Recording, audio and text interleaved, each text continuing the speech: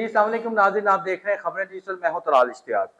गैर मुल्की खवातीन के साथ पेश आने वाक़या पे ना सिर्फ पाकिस्तान और बल्कि पूरी दुनिया की नजरें इस टाइम इस केस पे हैं और किन हकाइक को पे पर्दा डाला जा रहा है और कौन से ऐसे शवाहिद हैं और कौन से ऐसे वाक़यात मोरक़ात हैं जो अभी सामने नहीं लाए गए। इस हवाले से हमारे साथ मौजूद हैं senior crime reporter Aamir Rana साहब, उनसे बात करते हैं। अस्सलाम वालेकुम आमिर। जी, वालेकुम आमिर, अस्सलाम। ये बताइएगा, देखिए क्रिप्टो का जिक्र हुआ, ना तो पुलिस एफआईआर दे सकती है, अभी तक एफआईए की इन्वॉल्वमेंट भी नहीं हुई।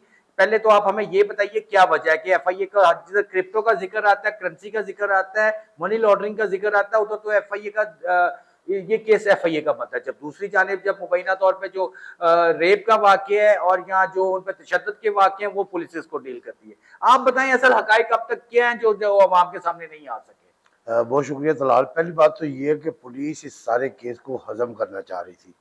देखिए, ये वाकया एक अचानक पेश आता है जब दो गैर मुल्की लड़कियां किसी एक प्राडो से टकराने की गाड़ी टकराने की वजह से निकलती है। थोड़ा सा माजरत आपकी बात कर, डीआईजी ऑपरेशंस का मैं मौका उसी तरफ ही आ रहा हूँ, अच्छा, ये हजम हो जाना था ये केस, साहब किसी को पता ही नहीं चलना था अगर ये हादसा एक ना होता। हादसा हुआ, लड़की भागी, लड़की एक दुकान में घुसी, दुकानदारों ने पुलिस ट्रैफिक वार्डन को बुलाया, ट्रैफिक वार्डन उन्हें थाने लेके जाने लगता है, फिर वो टकराती गाड़ी, फिर वो आपस में टकराती गाड़ी, उसका फिर एक्सीडेंट होता है, फिर वो निकलती है।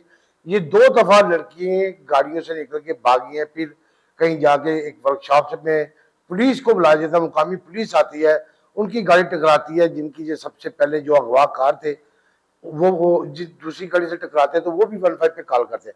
अच्छा, ये सारा जो वाकया है ये एक हादसाती तौर पे था। अगर ये हादसा न होते तो मैं समझ तो आज ना तो ये किसी भी जराए ब्लॉग का, किसी भी सोशल मीडिया का, बल्कि मंजर यहाँ पे आते ही ना, वैसी बाद में वो चली जाती है अपने मुल्क में, वहां से जाके कोई भी कार्रवाई करती तो वो खारिज एक पॉलिसी होती है, तो अम्बेसी के जरिए खामोशी से ये वारदात चलती रहती। मगर इन लड़कियों के शोर गुजार की वजह से पुलिस को इन्वॉल्व होना पड़ा। लोग जब जमा होते हैं, लोग इकट्ठे होते हैं, 15 पे कॉल होती है तो उसका जवाब भी तो देना है। लड़कियां खुद अपनी पुलिस को बुला के ये सारा वाकया बता दी कि हमें गिरफ्तार किया गया, और लाहौर पुलिस बड़े आसानी से अपनी नकली एजेंसी और अपनी नैली छुपाने के लिए कहती है, हमने उन्हें बरामद कर लिया। वाकया इस तरह के 26 जून को दो लड़कियां पाकिस्तान आती हैं किसी मेहमान के कहने पे। वो मेहमान उन्हें वीजे की तमाम तरह सहूलियात देता है। वो आते हैं, एक बिजनेस टूर उनका होता है, एक स्टीफन, एक दूसरी ऑस्ट्रेलिया है। ये दोनों हॉलैंड वेल्स विला से ताल्लुक रखने वाली लड़कियां हैं। ये आती है, 4 दिन फिरती है। 29 जून को ये लाहौर में आती हैं। लाहौर में आकर ये अली डार नामी एक बड़ी सियासी, अहमद रजा डार, सॉरी जी, अहमद रजा डार, जो कि एक मुल्क की बड़ी सियासी शख्सियत है, उनका नवासा बताया जाता है। अब बात यह है कि ये लड़कियों को अगर स्टेटमेंट पढ़ी है उसमें इंतहाई अफसोसनाक को एक हैवानी दरिंदगी नजर आती है कि जो हम बयान भी नहीं कर सकते। जी बिल्कुल, वो नहीं बयान होने वाली ना कि उन्होंने शीशे के साथ किया, शीशे के टुकड़ों से कैसे किया। लड़की ने कहा कि मेरे साथ ज्यादती हुई है। उसकी एक की स्टेटमेंट है, उसने लड़कों का नाम बताया, उसने कहा कि ये एक लड़का था जिसके साथ तमाम आला सियासी और बड़ी शख्सियात की तस्वीर थी। एक बोस था। अब बोस कौन है, अभी तक ये नाम जो है वो एफआईआर में भी है। पुलिस का कहना है उस बोस को गिरफ्तार भी कर लिया, लेकिन मंजर यहाँ पे नहीं लाया जा रहा। अच्छा तलाल साहब, इसमें जो सबसे बड़ी बात यह है कि इसमें जो सबसे बड़ा मनी लॉन्ड्रिंग का जो वाकया है उसके ऊपर कोई बात नहीं कर रहा। ये दबाया जा रहा है ना, इस चीज को क्रिप्टो का कहा जा रहा है। देखिए, पहले तो मैं कहता हूँ ये अगवा को दबाया जा रहा था। लाहौर पुलिस ने एक झूठ का सहारा लेते हुए उन्होंने कहा कि हमने 2 घंटे में वज़ीर आला पंजाब की हिदायत पर कार्रवाई करते हुए 2 गैर मुल्की लड़कियों को बरामद कर लिया जो अगवा थी। उनकी एफआईआर देते हैं, उनके साथ जो होता है उसका थोड़ा सा मतलब उसमें डालते हैं, मगर हकायक नहीं बताते।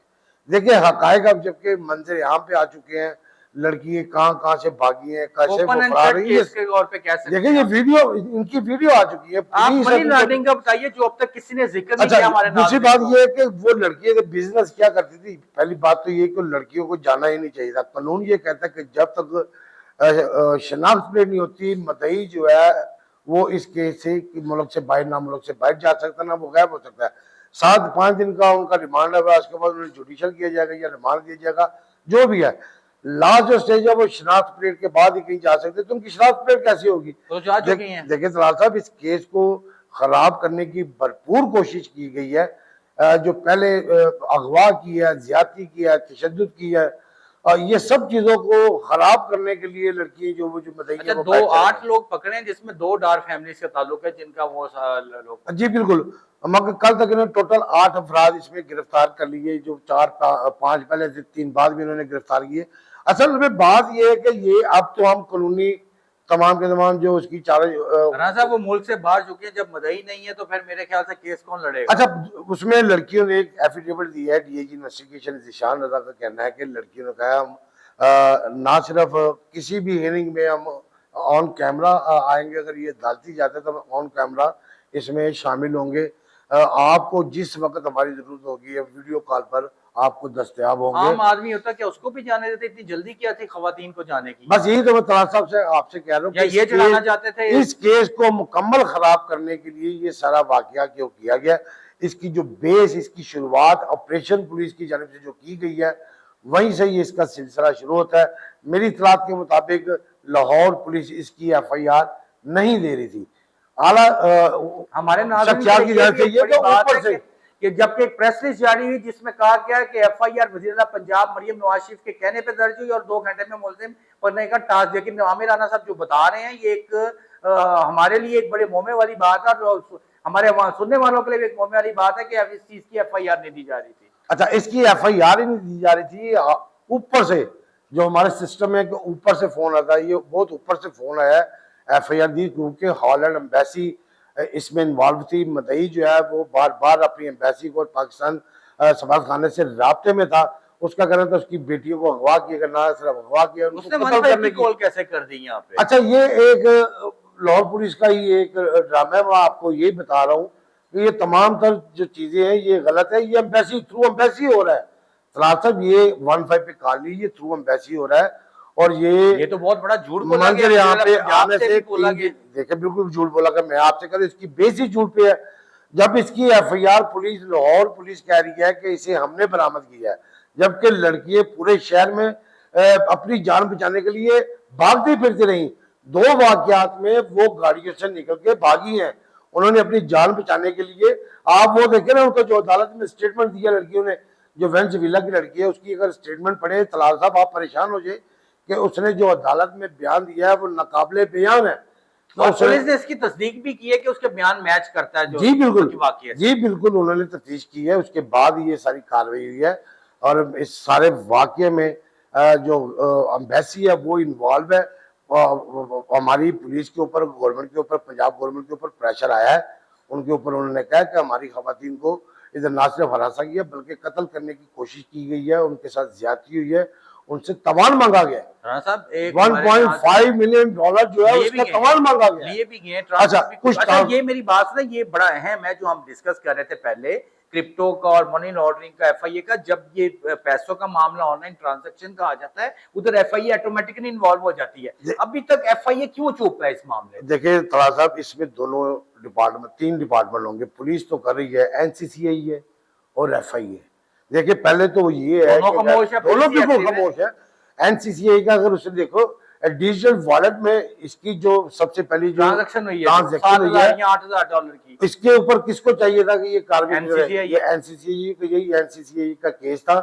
और मनी लॉन्ड्रिंग का FIA का। मेरे ख्याल से दोनों जो पता एजेंसीज हैं FIA और NCCI वो बड़ी, मेरे लिए बड़ी शॉकिंग न्यूज है कि वो खामोश है। ये बहुत बड़ा सवालिया निशान है कि और अब तक मेरे ख्याल से किसी मीडिया की और किसी ऐसे बंदे, किसी ऐसे इदारे की नजर नहीं पड़ी है, इसका नहीं होया कि FIA और NCCI क्यों खामोश। अच्छा, पड़ी, सबकी नजर पड़ी है। देखिए वो सीट देखे ना, किन लोगों के बारे में आप बात कर रहे हैं। ये जब मेरिट पे पर्चा हो सकता है तो NCCI FIA भी तो अंदर है। यकीन है, यही मैं कहना चाह रहा हूँ कि अगर ये पर्चा पूरे मेरिट पे हो रहा है, अगर एम्बेसी पाकिस्तान का किरदार कहाँ पे है इसमें, आपके अदारों का किरदार कहाँ पे है कि NCCI FIA कहाँ पे है?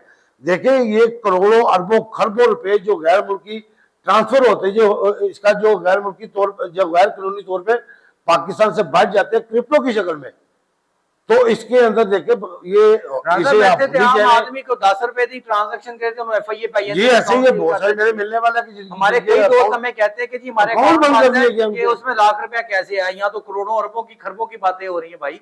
आगे चलिए, हमारे नाज़रीन को ये बताइएगा, सुनने में आ रहा है, जो लोग कह रहे हैं, आज DIG ऑपरेशन इस पे प्रेस कॉन्फ्रेंस भी कर रहे हैं, मुझे ये बताइएगा इस केस का माजी में भी, जैसे आपको पता है ऐसे कई वाकयात हुए हैं, मतलब उसमें फॉरेनर्स नहीं है, बाद में आहिस्ता आहिस्ता मिट्टी डाल दी जाती है और ठंडा कर दिया जाता है और जो जाने वाले हैं वो चलेंगे। आप क्या कहते हैं, एक आपका सीनियर तजिया नगार के तौर पे इस केस के क्या हकायक कहेंगे, क्या सजा मिलेगी मुल्जमान को? देखिए अगर तो वो क्योंकि ये ओपन एंड शट केस है, ज्यादती भी शामिल उसमें हुई है, मेडिकल में सारा कुछ हुआ है, अगवा भी हुआ है, पैसे भी ट्रांसफर हुए हैं, आप बताइएगा। अच्छा, पहली बात तो ये तलाश साहब कि मैं समझता हूँ कि इसके ऊपर अगर रियासत पाकिस्तान ने कोई स्टैंड लिया है तो इसको पूरा पाया तकमील तक पहुंचाना चाहिए। आप सोशल मीडिया देख ले, लोग CCTV का जिक्र कर रहे हैं कि ये जाति के मुल्जमान का इनका जो इनको सजा क्या होनी चाहिए। वो कहते हैं कि उस तरह सजा दी जाए जिस तरह एक आम पाकिस्तानी को भरा पड़ा किसी सोशल मीडिया चीज पर दी जाती है। नंबर 2 बात यह है कि इसमें रियासती जो शख्सियात है इस वक्त जो बरसरे इक़्तिदार हुकूमत है उसके अहम शख्सियात इसमें इन्वॉल्व है। उनके घर वालों को यानी को बता रहा है, उनका नवासा है, को कह रहा है उनका बेटा भी है पुत्र नहीं मान, और उनका कोई दामाद भी है। बात यह है कि अगर इतने बड़े लोग शामिल हैं तो मैं समझता हूँ कि आने वाले वक्त में इसका कुछ भी नहीं बनेगा, ये मैनेज हो जाएंगी। पहली बात तो ये है कि पाकिस्तानी अदारों को ये चाहिए था कि लड़कियों को वापस जो मदई है इस मुकदमा के फिलहाल उन्हें रोकते, उनको रोक कर जब तक उनकी शनाख्त पूरी नहीं होती उन्हें पाकिस्तान से बाहर ना जाने दिया जाता। दूसरी बात यह है कि अगर वो मदई चले गए हैं, उनके पैसे भी उनको अदा कर दिए गए, उनका कहना है कि जो अच्छा पैसे उनको दे दिए गए हैं, उनके जो पैसे थे वो वो किसने दिए? वो यकीनन इन लोगों ने ही तो दिए फिर इसका मतलब कि केस दबाने के लिए ये सारा तो कुछ किया यकीनन गया था। तलाश साहब, ये मैं बार बार आपसे कह रहा हूँ, जब इस केस की शुरुआत ही बदनीति से शुरू हुई है तो मैं समझता हूँ इसका इख्तिताम भी बदनीति पे ही होगा। ये करप्शन का जो माफिया है, ये मनी लॉन्ड्रिंग, ये असल में ये मनी लॉन्ड्रिंग केस है तलाश साहब। इसमें जो सबसे अहम बात है वो मनी लॉन्ड्रिंग की है।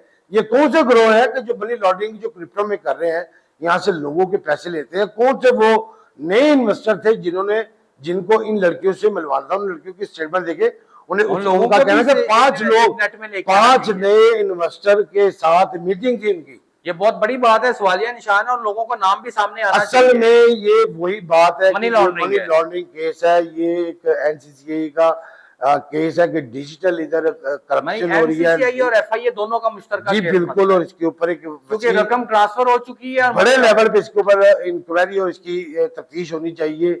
मुल्जमान से ये पूछना चाहिए कि वो किन ग्रोह के साथ काम कर रहे हैं, इनका कौन सा नेटवर्क है, कौन कौन से लोग इसमें इन्वॉल्व हैं। तो मैं समझता हूँ इसमें सबसे जो हमारा बुनियादी जो इसमें मैं समझता हूँ कि जिसको किरदार अदा करने की जरूरत है वो हमारे रियासती इदारे फील्ड मार्शल साहब को जरूरत है, हमारे वजीर आजम को जरूरत है कि हमारा मुल्क पहले ही मुआशी बदहाली का शिकार हो रहा है। पाकिस्तान की बड़ी बड़ी करेंसियां जो है मुल्क से बाहर जा रही है, वो कैसे जा रही है इसके ऊपर मुकम्मल तहकीकात होनी चाहिए। ये एक छोटा, ये तो एक अल्लाह ताला ने इनको एक लीड दी है हमारे रियासी इदारों को। ये जो लड़की है निकल के भागी हैं, इनकी जो ज्यादती और अगवा की FIR हुई है, अगर इसका पीछा किया जाए तो मैं समझता हूँ मुल्क का बड़ा रेवेन्यू जो मुल्क से बाहर गया वो वापस आ सकता है। नाज़रीन, आपने सुना कि ये ना सिर्फ अगवा, बुराए-तावान, रेप और तशद्दुद का केस है, ये मनी लॉन्ड्रिंग का, इसमें असल हकायक जो हैं जो इससे से पड़ते हैं वो है मनी लॉन्ड्रिंग, जिसकी जो हदूद बनती है वो NCCI और FIA फेडरल इन्वेस्टिगेशन एजेंसी की। मेरे ख्याल से जो हुकूमती रियासत चलाने वाले जो अफराद हैं, हुकूमती इदारे हैं, उनको चाहिए कि इस केस की भरपूर इंक्वायरी करते हुए और इसकी इन्वेस्टिगेशन करते हुए जो जिम्मेदार हैं उनको करार वाकई सजा दी जाए। बहुत शुक्रिया। ऐसी मजीद इंफॉर्मेशन और खबरों के लिए देखते रहिए खबरें न्यूज़।